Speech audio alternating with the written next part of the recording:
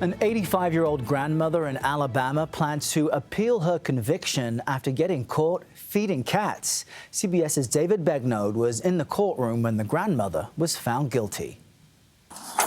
This is an 84-year-old grandmother being arrested in Wetumpka, Alabama, and hauled off to jail. Why?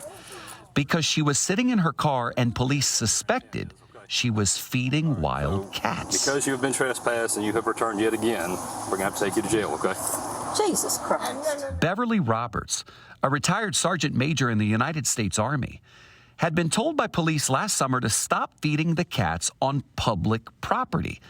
The county said the cats were a nuisance and were damaging county vehicles. This is what you're wasting city gas on. Why was she feeding cats? She was practicing TNR, as in trap, neuter, and release. It is intended to reduce feral populations. Is TNR a public nuisance? No, it's actually the solution to your feral cat problem. Steve Tiers, who heads the Humane Society in Montgomery, says Roberts and her friend Mary Alston, who was also arrested, should be commended. Hold on, where are you going? I'm going to give her my car keys so she can get my car to my house. Here, give it to that officer right there. He'll hand them to her. want to say one thing Hey, to you. it's going to get ugly if you don't stop. Can I please say one thing?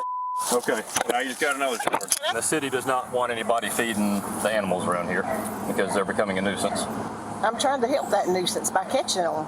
I mean, they should be thanking me. I've got a trap set right there trying to help catch them and get them out of here. This week, the so-called cat ladies had their day in court. Brad Ekdahl prosecuted them. It's a criminal trespass case, and a criminal trespass case hinges on were you told to leave and did you come back? The city used the trespass ordinance to threaten the women with arrest if they continue doing what is legal, feeding cats. Our interest is not having our property destroyed. And so we can trespass you because you have led to this situation that creates destruction of public property. Judge Jeff Courtney, who incidentally said a prayer with the prosecutor and other city officials before the trial started, found the women guilty on all charges Very disappointed. related to feeding cats. I thought they would embrace a TNR program or another way to take care of cats. I thought they would come into the 21st century, but That's what we were hoping for. Are you shocked? Did you expect to be found guilty? well, in a way, because of the politics here.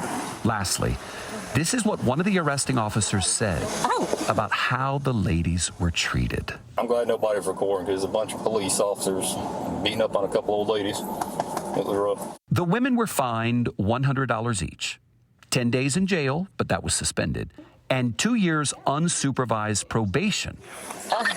Following the verdict, one newspaper in the state featured an editorial that said, "They don't deserve a jail sentence. They deserve a key to the city."